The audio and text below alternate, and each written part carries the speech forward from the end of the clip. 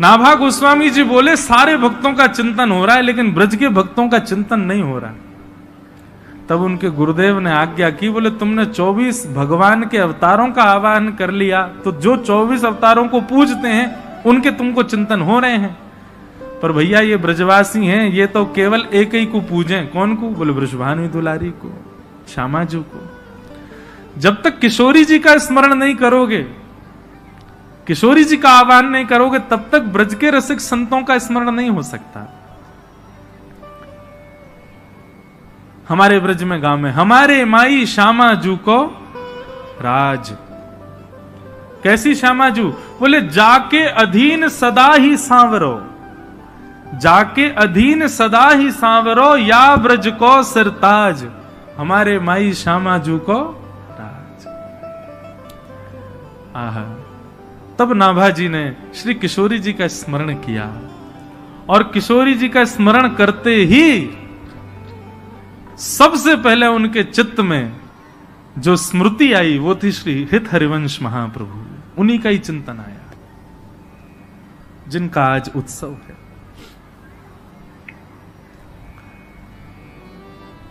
और श्री नाभा जी ने महाप्रभु जी का चरित्र वर्णन किया। थोड़े थोड़े भाव कुछ में कह करके महाप्रभु जी को हम प्रणाम कर लें। आचार्य चरण का जन्मोत्सव है। हमारे वृंदावन के पास में बाद गांव में उनका प्रादुर्भाव हुआ। बंधुओं, जन्म से ही बालक, एक बात बहुत ध्यान से सुन, सब लोग इधर देखो, बहुत सावधानी से सुनिएगा। जन्म से ही बालक के लक्षण दिखने लग जाते हैं, कैसे होंगे? लेकिन एक बात मैं आपको स्पष्ट रूप से कह दूं, हर व्यक्ति को संसार में इसलिए भेजा गया है ताकि वो ठाकुर जी को प्राप्त कर सके। मुझे और आपको इस संसार में इसी भाव से ही भेजा गया कि हम अपने कर्मों से, हम अपने कर्तव्यों से, अपने व्यवहार स्वभाव आदि, हम सबको अधिकार है ठाकुर जी से मिलने का। पर धीरे धीरे धीरे धीरे हम संसार की माया में इतने फंस जाते हैं कि अपना मुख्य उद्देश्य भूल जाते हैं। सब पा लेते हैं लेकिन जिनको पाने के लिए आए थे वही नहीं पा पाते। इसका प्रत्यक्ष प्रमाण है, आप छोटे से बालक को देखो। आप छोटे से बालक के सामने डीजे बजा दो बहुत जोर से, क्या होगा? रो जाएगा, उसके अंदर से रुदन शुरू हो जाएगा। आज के 20, 22, 23, 25 साल की उम्र के बालक जिन जिन गानों पर नृत्य करते हैं, जिन जिन गानों पर नाचते हैं, ऐसे गाने आप 1 वर्ष तक के बालक के सामने खूब तेज आवाज में बजा दो, क्या होगा? वो भयभीत हो जाएगा, डर के मारे रोने लगेगा। राधे राधे दोस्तों, आज की कहानी में हमें इंद्रेश महाराज जी द्वारा बहुत ही सुंदर और अद्भुत कथा सुनने को मिलेगी। कथा में श्री इंद्रेश महाराज जी बताएंगे कि जब ठाकुर जी स्वयं जाने लगे भक्त की बेटी के दहेज में। तो दोस्तों, बहुत ही सुंदर कथा आज हम सुनेंगे इंद्रेश महाराज जी के मुख विखार बिंदु से। तो दोस्तों, वीडियो के लास्ट तक बने रहिए और कथा का आनंद लीजिए। धन्य हैं। और धुआंधार वहां गाने चल रहे थे तो देख करके इच्छा हुई कि चलो करेंगे, कभी यहां भी करेंगे। तो एक बालक का स्वभाव उससे ही पता चल जाता है कि वो ठाकुर जी से मिलन के लिए ही आया है। उसके सामने आप राधा राधा राधा करके देखो, वो हंसने लगेगा, उसको किलकारी आ जाएगी, खुश हो जाएगा, प्रसन्न हो जाएगा। और हर बालक, मुझे नहीं लगता संसार का ऐसा कोई बालक होगा जो बैठना सीख जाए और कुछ समय बाद आप कुछ गाओ और वो ताली ना बजाए। उसके हाथ निश्चित करताल बजाते हैं। उसका भगवत कीर्तन सुन के प्रसन्न होना और ये करताल बजाना इस बात को प्रमाणित करता है कि वो कहीं ना कहीं ठाकुर जी से संबंध है। पर धीरे धीरे धीरे धीरे फिर संसार के व्यसन भोगों में हम उसको लगाते, और बड़े होकर के उसको कथा में बैठने में भी शर्म आने लग जाती है, उसको तिलक लगाने में भी लज्जा होने लगती है, ताल बजाने में भी उसको बहुत लज्जा का अनुभव होता है। तो ये बात प्रमाणित है, एक बालक के रूप को देख करके लगता है कि हम सबको अधिकार दिया ठाकुर जी ने कि हम उनको प्राप्त कर सकें, पर माया के कारण हम नहीं कर पाते। हरिवंश महाप्रभु जी के श्री हितरवंश महाप्रभु जी के चरित्र में आता है कि जब वो छोटे से थे तो कोई राधा बोल देता था ना, उनकी निद्रा खुल जाती थी, और निद्रा खुलते पालने में ही जोर जोर से किलकारियां भरते, ऐसे श्री महाप्रभु जी। और 6 महीने की अवस्था में, सब लोग इधर देखो, यहां देखो, कथा सुनो, 6 महीने की अवस्था में महाप्रभु जी ने पलना में पौढ़े पौढ़े, जैसे बालक कुल बुलाता है ना, कुल बुलाने का मतलब समझते हैं, नन्हा सा बालक कुल बुलाता है, उसके मुख से स्वर निकलते हैं, वो बड़े प्यारे होते हैं वो शब्द। ऐसे ही महाप्रभु जी 6 महीने की अवस्था में अपने पलना में पौड़े पौड़े कुल बुला रहे थे, और जब वो कुल बुला रहे थे तो उनके स्वर साधारण नहीं थे। उनके महाप्रभु हितरवंश महाप्रभु जी के ताऊ जी श्री नरसिंह आश्रय जी महाराज, नरसिंह आश्रम जी महाराज, उन्होंने जब ये स्वर सुना तो वो बोले कि ये बालक के सामान्य शब्द नहीं है, और उन्होंने ध्यान से जब शब्द सुने तो कलम लेकर के उसको लिखना प्रारंभ किया, जो स्वर बालक के 6 महीने की अवस्था में प्रकट हो रहे थे। और जब लिखते गए लिखते गए लिखते गए, अंत तो गत्वा देखा तो श्री राधा रस सुधा निधि ग्रंथ तैयार हुआ, महाप्रभु जी के 6 महीने की अवस्था के स्वर से। उसी समय वो समझ गए ये बालक सामान्य नहीं है, साधारण नहीं है। हमें लगता आज का बालक भी कुछ ऐसा ही ग्रंथ का अवलोकन बोलता होगा, लेकिन माता पिता ओ ले ले ले करके उसको शांति कर देते हैं, और उसको, क्योंकि ये बात सामान्य नहीं है। वो बालक मदालसा कहती है, शुद्धोषि मुक्तोषि निरंजनोषि संसार मायाम परिवर्जितोषि संसार मायाम परित्यज्य निद्राम मदालसा वाक्य उवाच वालम। वो बालक परम शुद्ध है, वो ठाकुर जी के समीप होके आया है अभी अभी आपके घर पर। वो ठाकुर जी के मूल रूप को जानता है, ठाकुर जी का चिंतन उसको पता है। उस समय अगर वो कोई स्वर प्रकट कर रहा है तो निश्चित है उसमें कोई वेदवाणी निश्चित होगी, पर हम लोग इतने ज्ञानी नहीं, इतने ज्ञाता नहीं, इसलिए हमको पता नहीं चल पाता। तो 6 महीने की अवस्था में जो स्वर प्रकट हुए, उन्हीं से ही राधा सुधा निधि, जो कि हमारे वृंदावन के राधा वल्लभियों का प्राण धन है, वो प्रकट हो गया। धीरे धीरे महाप्रभु जी बड़े हुए, और आप श्री के पूज्य पिताजी महाराज श्री व्यास मिश्र जी, उनके यहां ठाकुर जी की सेवा थी, वो ठाकुर जी की सेवा करते थे, और आपके घर के ठाकुर जी का नाम श्री राधाकांत जी था। ठाकुर जी की सेवा पिताजी करते थे, और नन्हे से श्री हितरवंश महाप्रभु वो बाहर आंगन में बालकों के साथ खेलते थे, कभी बगीचे में खेलते थे। लेकिन खेल कैसा था उनका, वो हमारे आपके जैसा खेल नहीं खेलते थे। तो वृक्षों से सुंदर पुष्प इकट्ठे करते, वृक्षों से सुंदर पत्र इकट्ठे करके उनकी सुंदर माला बनाते, उनके सुंदर सूत में बांध करके कुछ तैयार करते, और फिर क्या करते, गांव में जाकर के एक गौर वर्ण के बालक को लेकर के आते, एक श्याम वर्ण के बालक को लेकर के आते, और श्याम वर्ण के बालक को तो श्याम सुंदर बना देते, और गौर वर्णा बालक को किशोरी जी के रूप में तैयार कर, ये उनका खेल था। और फिर दोनों को तैयार करके, और फिर दोनों को निहारते, नन्हे सी अवस्था में, 6-7 वर्ष की अवस्था में, और फिर निहार के बलैया लेते, और बलैया लेने के बाद फिर क्या करते, किशोरी जी का श्रृंगार उतार करके ठाकुर जी जिनको बनाया उनको पहना देते, और ठाकुर जी का श्रृंगार किशोरी जी को पहना देते।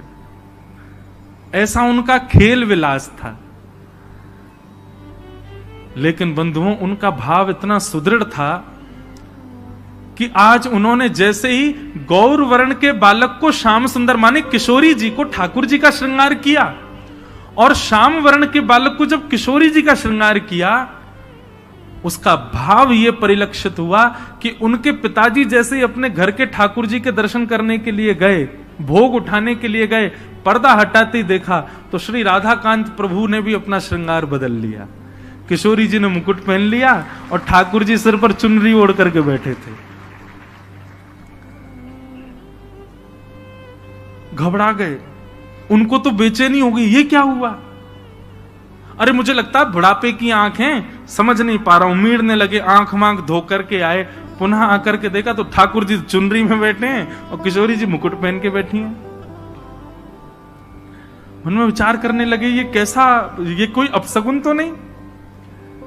बस किसी से पूछने के लिए मंदिर से निकल के बाहर भागे तो बाहर बगीचे में देखा कि हरिवंश जी दो बालकों की प्रदक्षिणा कर रहे हैं, और जाकर के देखा तो क्या पाया कि श्याम वर्ण के बालक ने तो चुनरी पहन रखी है और गौर वर्ण के बालक ने मुकुट पहना है।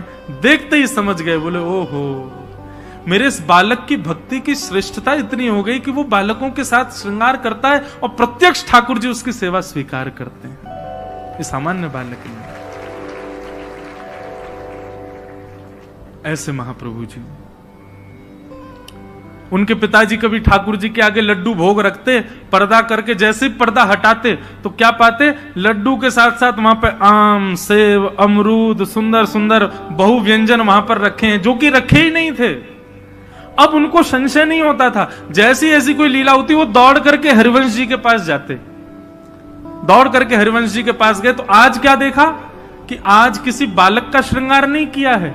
दो युगल वृक्ष एक साथ खड़े थे, एक वृक्ष को श्री जी का श्रृंगार किया, दूसरे वृक्ष को श्याम सुंदर का श्रृंगार किया, और वन में श्रृंगार किया वृक्षों का तो फल का ही भोग लगाया।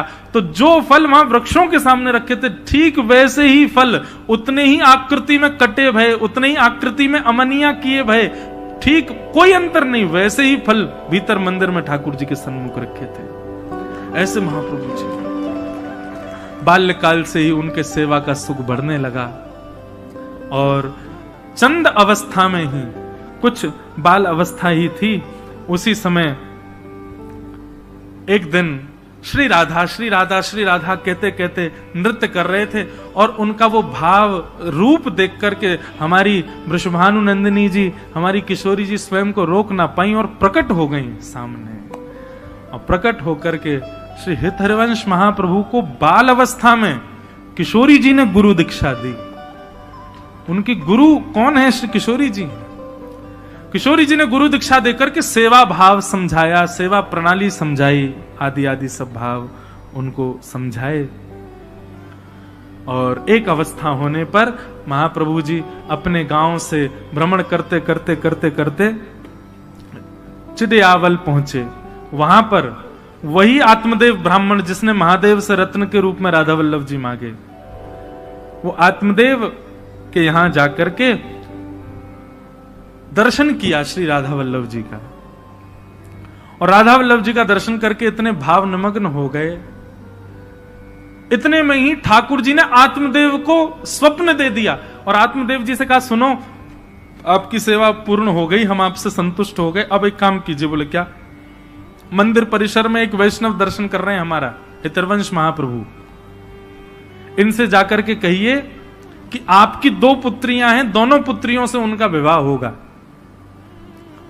इधर देखो भैया, यहां देखो, वो हेलीकॉप्टर मत देखो, और ये अगर चले तो कीर्तन में चले तो ज्यादा अच्छा, नहीं तो सबकी नजर इस पर ही जाए। सब लोग सावधानी से सुनो, हम क्या बता रहे थे भूल गए, कहां था मैं? हाँ, तो आत्मदेव जी को राधा वल्लभ जी ने कहा कि आप, क्योंकि हरिवंश महाप्रभु तो विरक्त होके चले गए थे वन में, अब ब्याह नहीं करना उनको, वो तो सन्यास आदि का भाव उनके अंदर आ गया था। बोले बस वन में जाएंगे, राधा राधा रटेंगे। लेकिन जैसे ही राधा वल्लभ जी के दर्शन किए आत्मदेव जी के घर पर, तो आत्मदेव जी को स्वप्न देकर के राधा वल्लभ जी ने कहा, हम तुम्हारी सेवा से बड़े प्रसन्न हैं, अब एक काम करो, द्वार पर जो ये आए हैं इनसे अपनी दोनों पुत्रियों का विवाह कर दो। वो मना करें तो उनको कहना राधा वल्लभ जी की आज्ञा है, और सुनो विवाह कर दो अपनी पुत्रियों का। तो आत्मदेव जी जो थे थोड़े संकोच में आ गए, जय जय, ब्याह करते हैं तो फिर तो दहेज देना पड़ता, बहुत सामग्री, मेरे पे कहां इतनी सामग्री। बोले एक काम कर, तू मुझे ही दे दे दहेज में उनको, मैं ही चला जाऊंगा उनके साथ, और ये सब मेरे श्रृंगार भी उन्हीं को ही दे देना, वही मेरी सेवा करेंगे। और आत्मदेव जी ने आज्ञा की, ठाकुर जी ने आज्ञा की, ऐसा कहा तो महाप्रभु जी ने स्वीकार किया।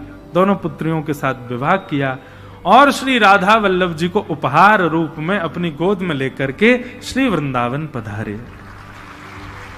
और वृंदावन में मदन टेर एक स्थान है, वहां आकर के श्री राधा वल्लभ जी को विराजमान किया।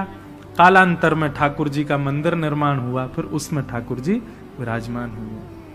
बोलो श्री राधा वल्लभ लाल की, श्री हितरवंश महाप्रभु के, प्यारे वृंदावन धाम की। इसीलिए हम सप्तनिधि के पद में गाते हैं, आतुर हित हरिवंश पुकारो, श्री राधा राधा नाम। आतुर हित हरिवंश पुकारो, श्री राधा राधा नाम। हे आतुर हित हरिवंश पुकारो, श्री राधा राधा नाम। आतुर हित हरिवंश पुकारो, श्री राधा राधा नाम। हे सघन कुंज यमुना तट आयो, सघन कुंज यमुना तट आयो। मदन टेर वृंदावन आयो, मदन टेर वृंदावन आयो।